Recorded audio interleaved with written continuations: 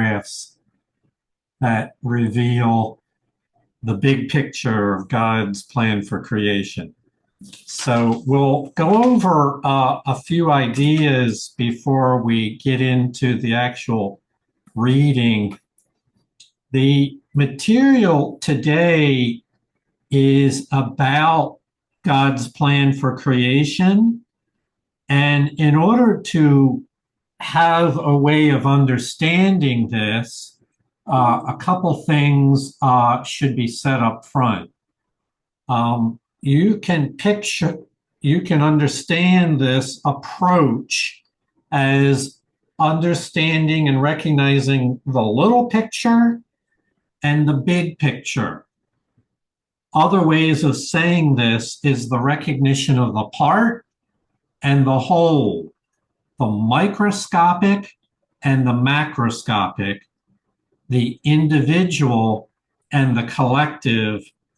The Course might refer to it as the recognition of myself and the entire sonship.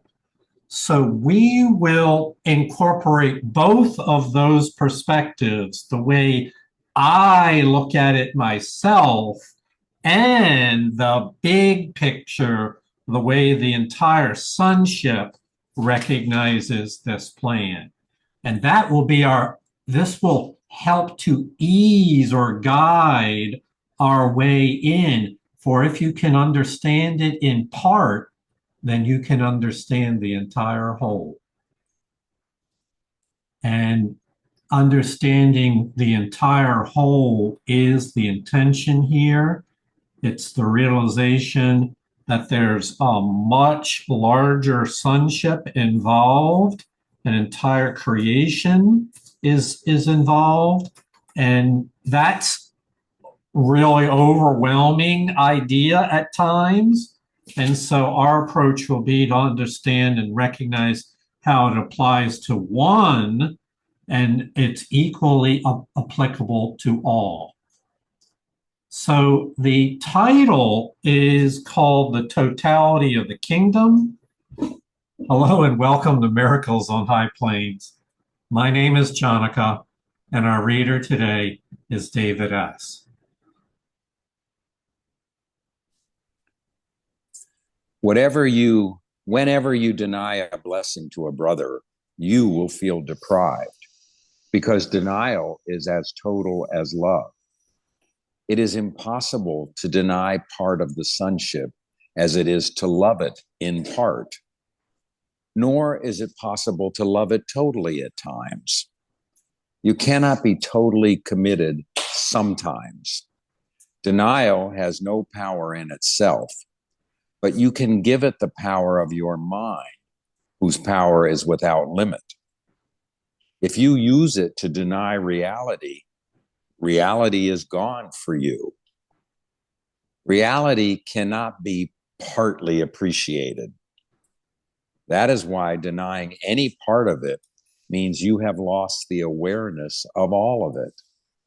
Yet denial is a defense, and so it is as capable of being used positively as well as negatively. Used negatively, it will be destructive because it will be used for attack. But in the service of the Holy Spirit, it can help you recognize part of reality and thus appreciate all of it. Mind is too powerful to be subject to exclusion. You will never be able to exclude yourself from your thoughts. Mm-hmm. There are so many principles stated right here in this first paragraph. Of course, we mentioned a moment ago that we're going to approach this from the part and from the whole. So it begins with you denying a blessing to one brother. That is to use your mind to practice denying or withholding towards one. And when you do that, you will deny it to all. The principle, I know that's not necessarily what you've been taught or fully accept But the principle of mind is that when you hold a thought in your mind, you will never be able to exclude yourself from your thoughts, nor will you be able to exclude others from those thoughts. It's the power of thought. The power of a belief is applicable to all instances. And so there are a number of ways that's applicable, including love. This might be of interest to you. If you deny your love to one person, then you are practicing the denial of love. And therefore, even though you might wish to love another and deny love to that one, the principle of mind is that you have chosen to deny love and therefore will not be able to love. It's not possible to love totally at times, or it's impossible to deny part of a sonship as it is to love it in part. It's said another way, God's plan, we're talking on the highest level of the creative plan of God, the holy mind. His plan includes everything and everyone, everywhere, and for all time. And so the error, if we want to identify, well, what is it? How do we correct this? The error of mind has to do with the practice using the mind to deny. Think about what that means. You're saying no. You're actually creating a type of opposition to an idea or a person. That denial, which is an ego attribute, does not by itself have any power. It's a form of practicing illusion. But when you choose to practice denial, you give denial the power of your mind, for your mind is without limit.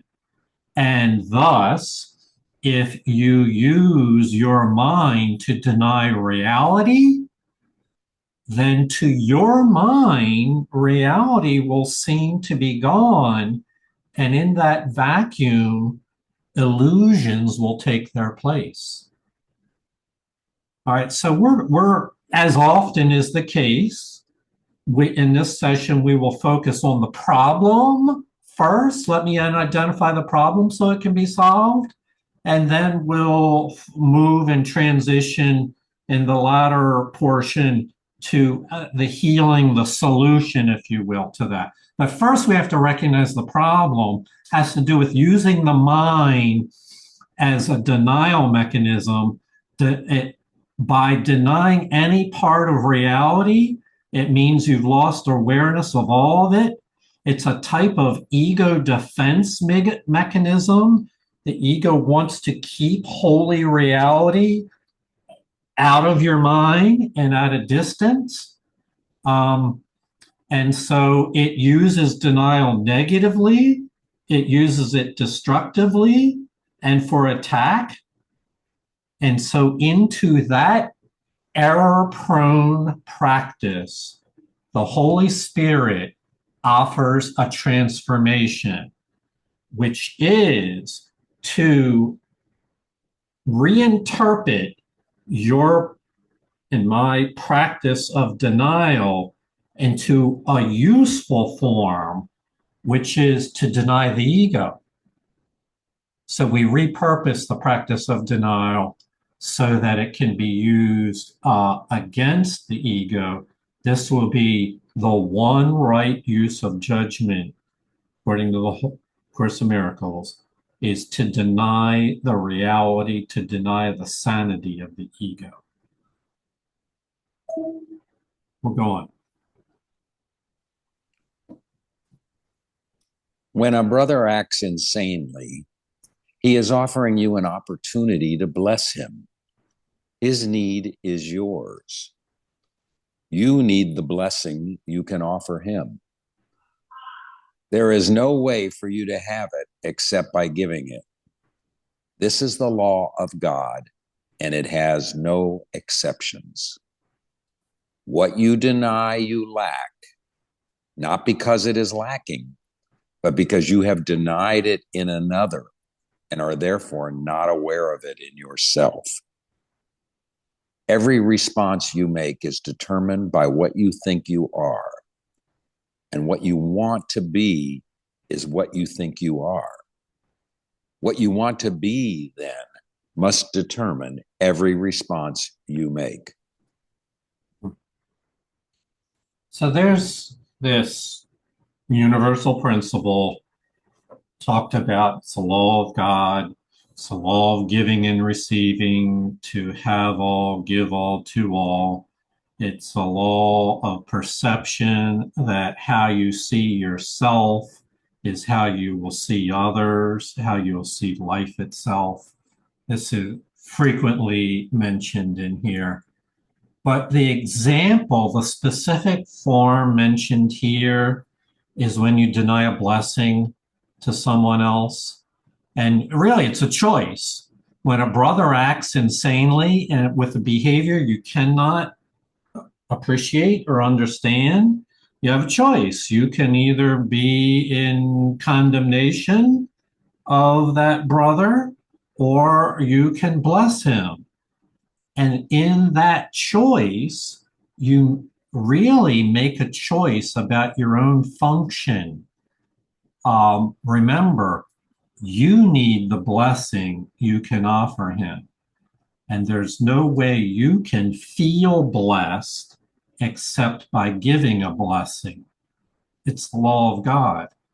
So the ego would have you respond resentfully towards others' behaviors, that is not understanding, put you in a state of denial, and then blessings and your relationship to your brother becomes far removed from your mind, because the obstacles that we've accepted in there, which is denying a blessing, have taken their place. David, you had your hand up. This paragraph just jumped out at me. And as I'm reading it, it's so funny because it jumped out at me, and Susie screams from the other room, makes an exclamation about it. Because Susie and I live in a Course in Miracles training ground where we get a chance to try to practice these principles in all our affairs here. And when a brother acts insanely, and I will tell you, there are times when I act insanely, and there are times when I perceive her as acting insanely. It's an opportunity to bless him. His need is yours. You need the blessing you can offer him.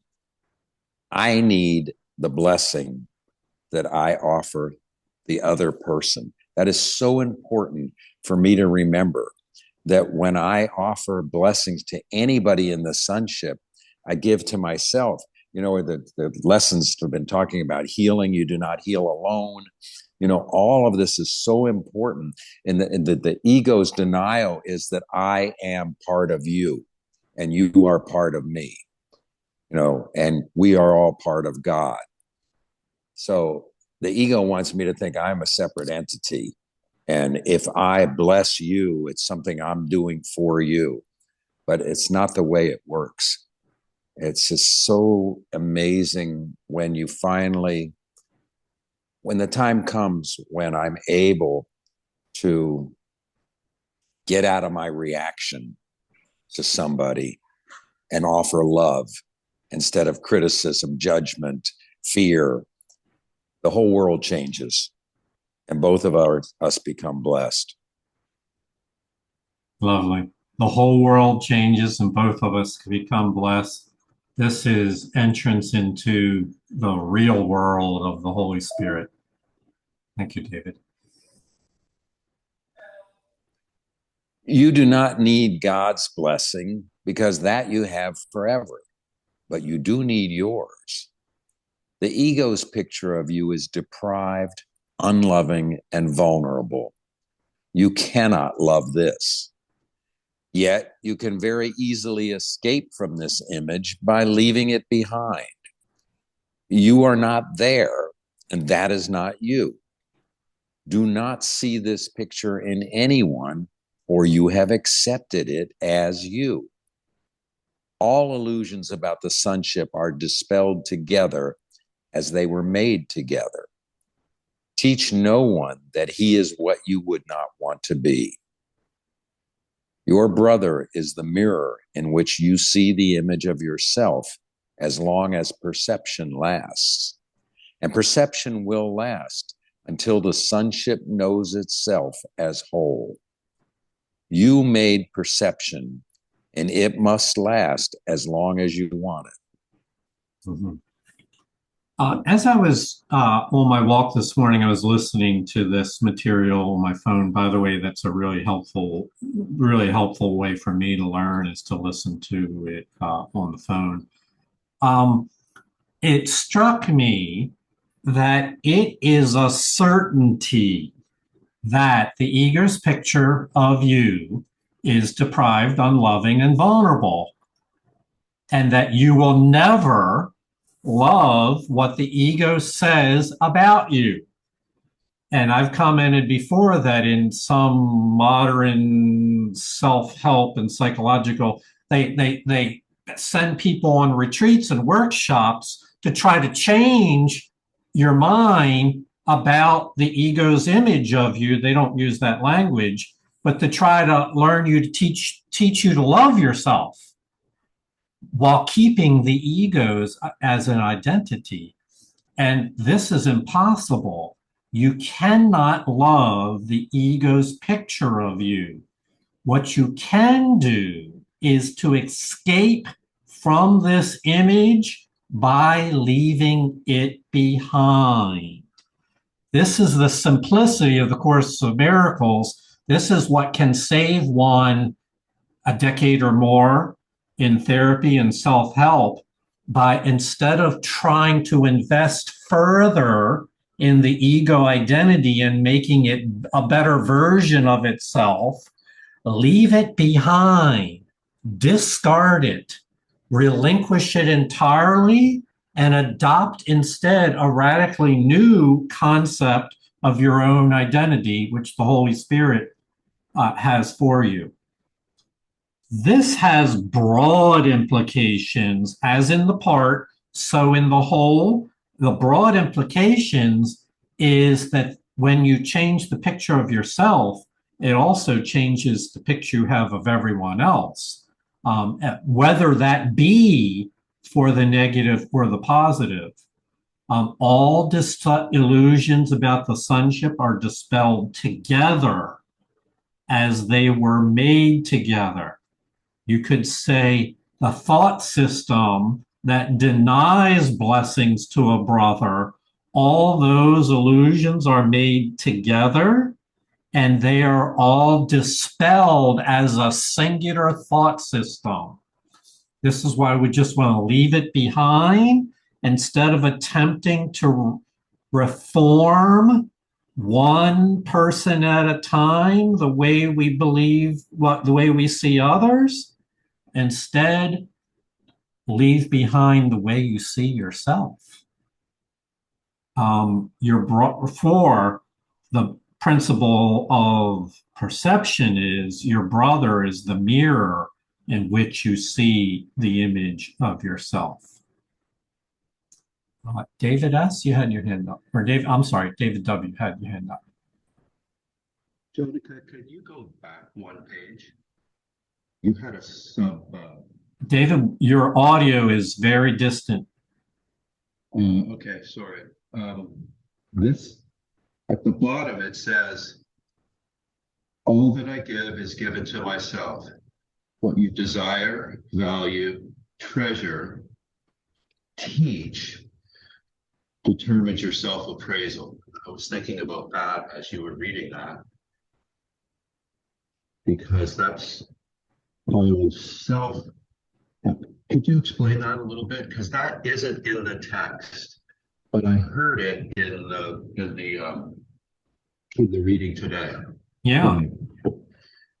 Yeah, so it has to do with psychologists would call it self-concept, self-image, self-appraisal, the way you think about yourself can become very distorted, or it can be exchanged for a concept of how Holy Spirit sees you.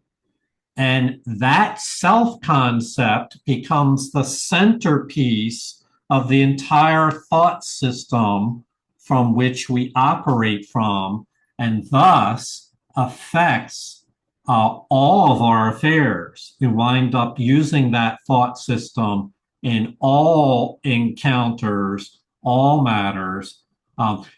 We should say you can't do this by yourself.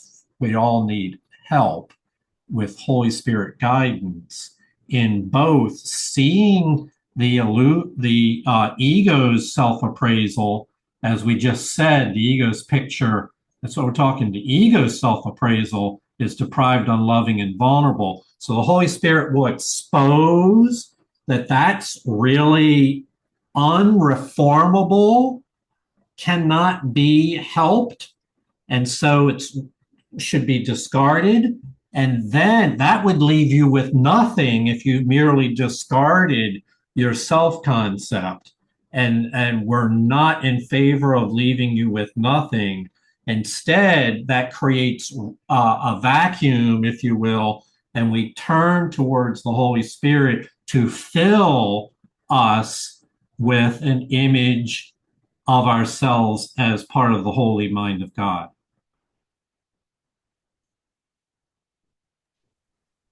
We'll go on. Illusions are investments. They will last as long as you value them. Values are relative, but they are powerful because they are mental judgments. The only way to dispel illusions is to withdraw all investment from them, and they will have no life for you because you will have put them out of your mind. While you include them in it, you are giving life to them, except there is nothing there to receive your gift. The gift of life is yours to give because it was given you. You are unaware of your gift because you do not give it. You cannot make nothing live, since nothing cannot be enlivened. Therefore, you are not extending the gift you both have and are, and so you do not know your being. All confusion comes from not extending life, because that is not the will of your Creator. You can do nothing apart from Him, and you do nothing apart from Him. Keep His way to remember yourself, and teach His way lest you forget yourself. Give only honor to the sons of the living God, and count yourself among them gladly. Mm-hmm. So I'm going to focus on the healing and wholeness side of this material here, which has to do with the gift of life and giving the gift of life. I'm going to focus on that. Whenever you give a gift, it is a form of appreciation, a form of we give out of our abundance, a form of gratitude. Other words for that is to give honor to others. And when we do that, in the very giving of a blessing and appreciation, it clears your mind to see yourself in the same light. The inverse of that would be to withhold a gift, means it blocks our awareness of the gift, of the blessing, thus blocks our awareness of it within ourselves. And so to give all to all. There's this idea which you are unaware of. You are unaware of that the gift of life, I wish this were capitalized, a gift of, because we're not talking about biological life, like does it breathe, does it eat, does it wiggle? We're talking about something that has to do with an attribute of creation itself. Think of it as spiritual life. The gift of life is yours to give because the gift of life was given to you. It is an attribute. It is the will of your creator. And you can do nothing apart from this creative plan. So learning to practice the first lesson of the Holy Spirit, to give all to all, to give a blessing, can be a silent blessing. Every time you pray for someone, you are praying for their well-being. You are sending out a blessing to them. You have to forgive me for reciting the prayer I learned as a child. Now I lay me down to sleep. I pray the Lord my soul to keep. Bless mommy and daddy and all my friends and neighbors. We're blessing them. So not that I'm encouraging you all necessarily to adopt that prayer. I'm just illustrating how even a young child can practice giving a blessing, at least saying the words. It all starts by orienting yourself towards it. And then as an adult, we learn to give only honor to the sons of the living God and to count ourselves among them. Remember, you do what we read a moment ago. We need the blessing. We give the blessing and we are blessed because we need to be in a thought system that recognizes the value of blessings, of gratitude, of giving, of honoring, of praising. These are attributes that come from joy, happiness, and love.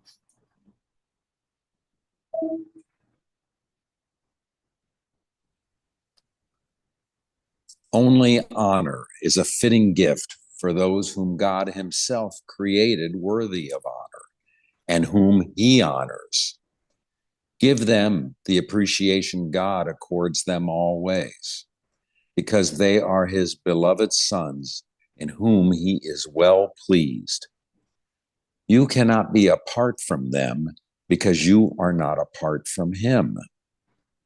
Rest in his love and protect your rest by loving. But love everything he created, of which you are a part, or you cannot learn of his peace and accept his gift for yourself and as yourself. You cannot know your own perfection until you have honored all those who were created like you. So let's make this as simple as we can. A Course in Miracles is very clear, stating it again and again. There's only one gift that you can give. That is the gift of appreciation. And we can use other words there. In this paragraph, they use the word honor. Honor is the only gift that you can give to others. It's all that's being asked of you is to open your heart in sincere recognition that we are a part of a broader plan which love has formed. And so giving others the appreciation of God and doing so consistently is a way that you remember the plan of God's plan for salvation, that you are an essential part. Now, that's true for the part. You learn with one other person at a time to offer a blessing. And now, because this section is about the big picture and the total plan, we map that over or transform that teaching to the big picture, which is to love everything he created, of which you are a part of, because of the law of inclusivity. You cannot learn of peace and accept God's gift for yourself unless you are willing to extend it universally to everyone. You can't know your own perfection until you have honored a few of those. No, until you have honored all of those who were created like you. And so we've just mapped over a practice that can be participated in with a few. We've now transformed that into a message that applies to everyone. And it is a truth that the ego cannot grasp such an idea. I remember, David, when we talked about this a long time ago, the idea of forgiving everybody. The ego does not allow for ideas such as the totality of the sonship, to all inclusivity. We read in a previous session that the origin of the ego was the denial of totality. It does not believe in a universal family, a universal plan. And so that's a big leap for the ego to make, and it will stop at this idea. It will refuse to map over something that you can do with one to a practice of blessing that you can do with all. But the real question is not whether the ego can make that transition, but can the Holy Spirit make that transition from one to all? Most certainly. And so we want to ride on her coattails, so to speak. We want to join with the Holy Spirit's perception of how to bless others. One child of God is the only teacher sufficiently worthy to teach another. One teacher is in all minds, and he teaches the same lesson to all. He always teaches you the inestimable worth of every son of God, teaching it with infinite patience, born of the infinite love for which he speaks. Every attack is a call for his patience, since his patience can translate attack into blessing. Those who attack do not know they are blessed. They attack because they believe they are deprived. Give, therefore, of your abundance and teach your brothers theirs. Do not share their illusions of scarcity, or you will perceive yourself as lacking. Mm-hmm. Let's deal with this last line. Now we'll shift back to types of interactions that you might have in the next week or month, maybe today even, where someone else acts, quote, insanely in a way that seems very questionable, very not understandable. Do not share in their illusion, or you will perceive yourself in the same light. Why is it that those who attack do not know they've forgotten the truth about themselves. They don't know they're blessed, and they attacked because they believe they're deprived. You could say their ego is inviting you to jump into the boxing ring and join them. And the whole idea here is that the Holy Spirit can map that invitation over into one of giving a blessing. His patience can translate attack into blessing. Your ego cannot do this, nor I would submit from a pure intellect point. You can't do this purely intellectually because it makes no sense to the logic system of this world, while it makes perfect sense to the logic of the Holy Spirit. And so it's adopting her approach to these matters, learning that to bless another is to bless yourself and thus to participate in a universal blessing. Attack could never promote attack unless you perceived it as a means of depriving you of something you want. Yet you cannot lose anything unless you do not value it and therefore do not want it. This makes you feel deprived of it, and by projecting your own rejection, you then believe that others are taking it from you. You must be fearful if you believe that your brother is attacking you to tear the kingdom of heaven from you. This is the ultimate basis for all the ego's projection. Being the part of your mind that does not believe it is responsible for itself, and being without allegiance to God, the ego is incapable of trust. Projecting its insane belief that you have been treacherous to your Creator, it believes that your brothers, who are as incapable of this as you are out to take God from you. Whenever a brother attacks another, that is what he believes. Projection always sees your wishes in others.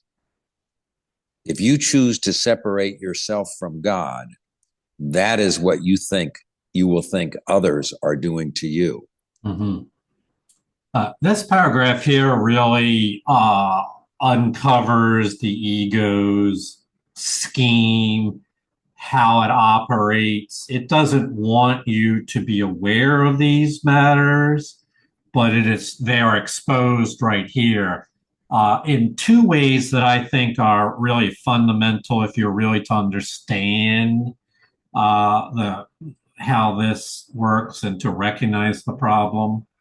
The one is when you have a self-concept that of lacking love, of lacking blessing, of lacking happiness, then that self-concept makes you feel deprived. And in that, you will project your own rejection outward unto others. This is the basis of relationship problems. Right here, I feel lacking in myself, and therefore, since my brothers are a mirror of myself, I project that lack outward unto others and believe that they too are lacking and are looking to get something from me that I don't have. This is a fearful belief. And so the error is to project your own problems, your own rejection outward. The healing version of that, transformed, is to take back your own projections and realize this is me that's doing the projecting. And I need not do so. I have another choice to make, which brings us to the second part. And I've emphasized many times that it seems to me in this role of helping others to understand the Course, this seems to me to be a major barrier, if not the most significant barrier, which is being responsible for your own mind. And the way it's said here is the ego is the part of your mind that does not believe it is responsible for itself. It's denying any responsibility for its role in your consciousness and wants you to adopt the same attitude yourself. The mind, which shows up as a set of beliefs that the mind doesn't matter, or a set of behaviors of trying to numb your mind or distract your mind or keep your attention away from the laws of God, the principles of healing and of forgiveness. And so it's an alienation towards the mind. It's the part of your mind that believes it has no responsibility for the mind. And therefore, since it has no responsibility for the mind, it has no relationship to the holy mind and is without allegiance to God. And as a result of all this, the ego is incapable of trust. And so in our healing journey, we must begin again with recognizing our responsibility for choosing to and begin to rebuild a foundation of trust towards the guidance of the Holy Spirit. Susie? So interesting. I'm sitting here holding my head saying, oh my God, why do you forget this? You know all this. And I remind myself that, I just have to be willing over and over and over and over again to watch my mind, to see my behavior, to ask for help.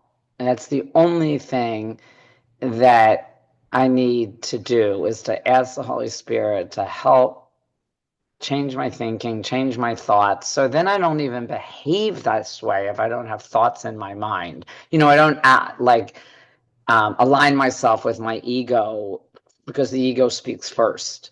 So, this is just, for me, it's mind training over and over and over again. And I'm grateful that I understand all this now. And I know that it's all the big truth, and I don't want to, we always talk about, I just want to be gentle with myself. Sometimes 2 steps forward, 1 step backwards, because my ego will, the more I heal, the ego doesn't like that, and the ego will do anything it can to prevent me from being kind and loving, to all.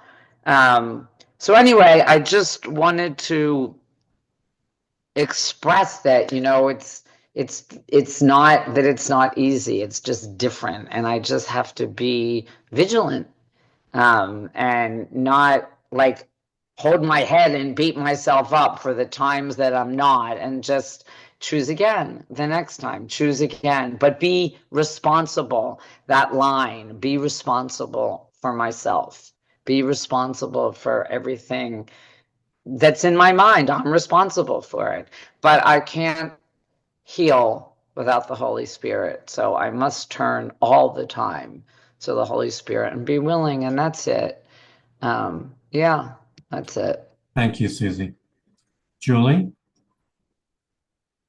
Hey everybody. Thank you so much for being here today. Jonica, we've talked for a lot of years about the happy learner, and I think my experience today is how valuable that life is, and that I don't learn or live or function at the speed of pain to get my directions today.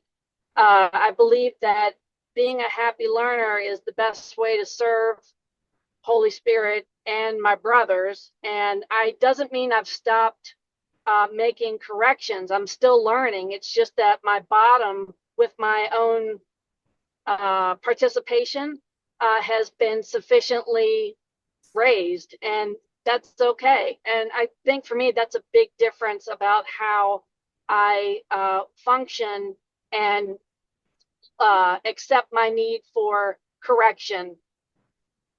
Thanks. Yeah. Thank you, Julie. Because Julie said a couple today and before about not needing to learn at the speed of pain. And I'm translate this because this is something I have heard a lot, which is people have noticed that it's not until they hit the bottom that they are willing to change direction. And it often has come up, is that the only way we can learn is to bounce off the bottom and in order to decide anew. And I've always maintained that that's not the only way, but that is a way that many people hold on to until then.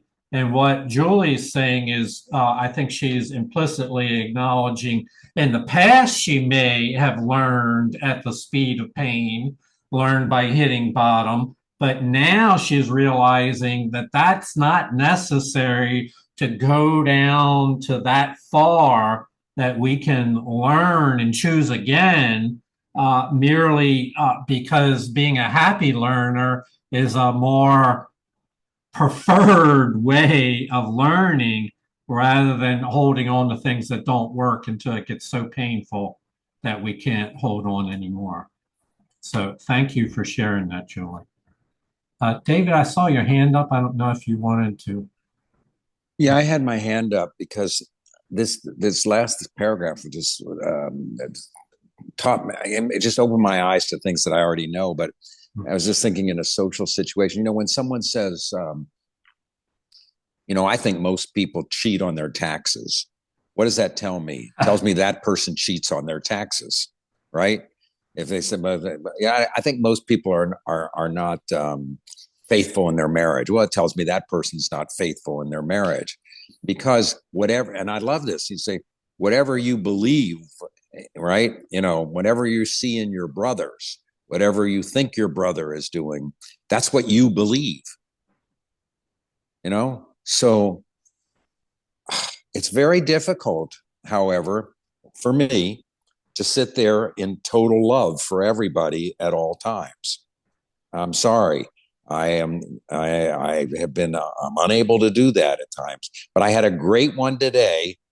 I was in my car and I made a left-hand turn, and I didn't realize where the car on my right was, and that he was a very aggressive driver, not me realizing it. And I made my turn and got in the lane I wanted to, which apparently he didn't like, because he floored it and got ahead of me, and he gave me the finger as he went by.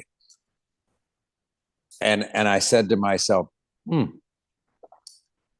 I hear a lot of people talking about that. Now, a guy I'm sorry that he got that angry about what I did. And I wanted to try to catch him and say, bless you, I'm sorry, and make amends, but I couldn't even catch him. It just helped me to see a reaction to tell how we lose our peace at nothing. And how whenever a brother attacks another, that is what he believes.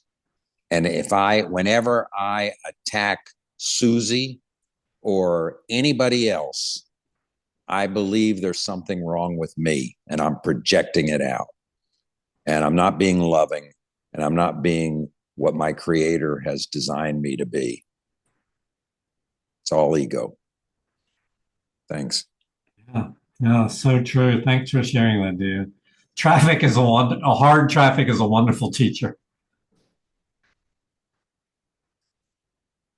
You are the will of God. Do not accept anything else as your will, or you are denying what you are. Deny this, and you will attack, believing you have been attacked. But see the love of God in you, and you will see it everywhere, because it is everywhere. See his abundance in everyone, and you will know that you are in him with them. They are part of you as you are part of God. You are as lonely without understanding this as God himself is lonely when his sons do not know him.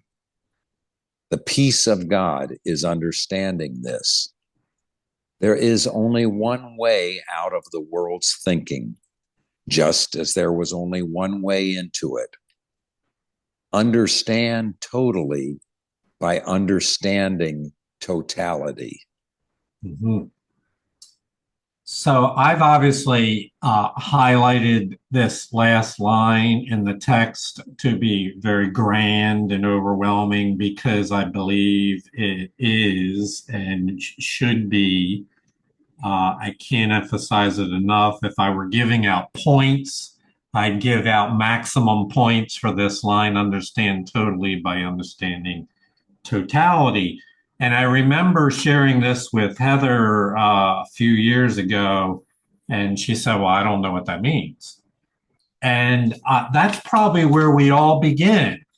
So let's accept that for the moment, but you can remember the words, understand totally by understanding totality. So those words are not long or difficult. But what is the meaning? Well, it points to two experiences. One is to be under for you to understand what? That you are a part of God and that every brother is a part of you, to understand the totality of the kingdom, to understand the big picture of God's plan for creation, that you can understand that completely. How, though? Well, by understanding totality, which is the concept or the idea of a plan of creation, which is so all encompassing that it includes all love, all beings, all sons, all the entire sonship throughout all of time and eternity, through everywhere, the cosmos. It's a total picture. There's no corner of creation that that is excluded or not included. It's all inclusive. And so it's an idea that will grow in your mind because at the very center of your altar is a divine light that is itself the very source of totality. It's all, said another way, it's already in you. It's not saying that your conscious mind is clear and finds this meaningful. We're saying that the reality of total holy being is already deep within you, and that this mind training is a journey towards removing all barriers, all obstacles, all denials in that understanding. Heather? I'm laughing because I remember saying that to you, but now this line really makes sense to me, and the way that I interpret it is to understand completely by understanding that things are either complete or incomplete. So if I'm judging a person, I'm judging them as I have incomplete knowledge, so I cannot judge them. So it's really helpful when I see situations in the world or things like that to use that language to say, well, this is a situation that's incomplete, so I can't even judge it because it's not finished yet, or a person isn't finished yet; they're incomplete. So it takes that judgment out. So it's just a really easy way for me to apply that lesson. Mhm. Thank you, Heather. And I use that as well when someone does something insane. This speaks to something that David said a moment ago. You know, obviously people do things that are not easy to be around and to accept. They say things or they do things. And the attitude, well, that's a sign that they are confused and upset and rejecting their ideas. They know not what they do. They're unconscious. Their healing is not yet complete, to use the language that Heather just used. And then all of a sudden I realize, well, that's true of me as well. I got more healing to do. So I understand now the source of their confusion because I've walked those shoes as well.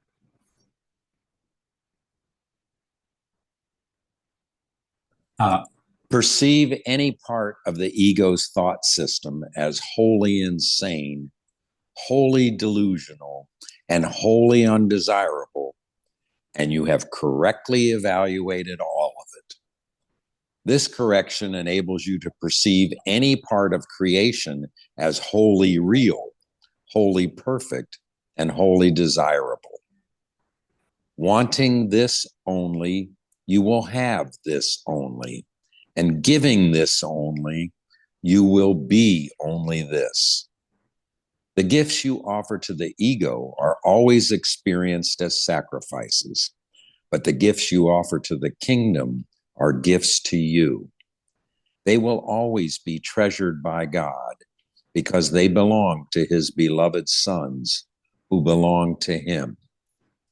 All power and glory are yours because the kingdom is his.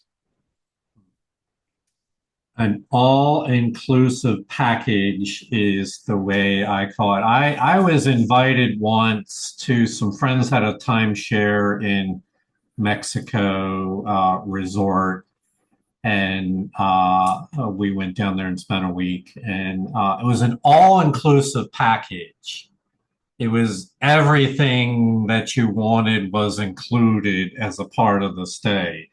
And it was the first time I had experienced that, you know, because I was used to environments where each additional incremental item that one might use or consume was a fee for it. So creation is an all-inclusive package.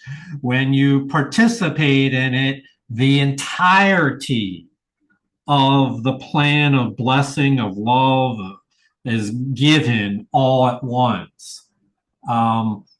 Whereas the gifts you offer to the ego are experienced as sacrifices. They're going to cost you. But the gifts you offer to the kingdom are gifts to the entire sonship. And so to try to summarize this idea today is it operates according to the principle of creation, which is all inclusive.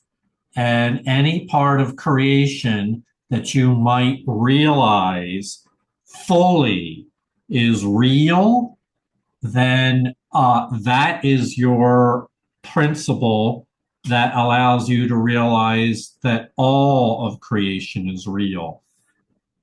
An application of this that works for me is when I hold an infant in my arms and see the innocence and feel the love for that being. It's effortless on my part. It's not like I have to do anything, or there's no barriers to feeling loving towards that child. Well, that practice, then the mind extends that to everything because the most holy mind is applicable to everything. So that's as far as we're going to read. I do have a summary and not time to go over all of it, but Paul and Heather and others have said that they find these summaries useful. I usually create them, but don't usually have time to go over them. So this idea that we talked about today is to understand totally, understand totality is a vehicle that is applicable to all of the lessons in the Course of Miracles. It begins, the first lesson of the Holy Spirit is to have all, that's a totality, give all to all. And so as we give a blessing to one person, we are practicing giving a blessing. And ultimately that translates to giving a blessing to the entire sonship, which is how we were created. So I would encourage you to remember these words, understand totally by understanding totality. That's as far as we're going to read today. That is massive.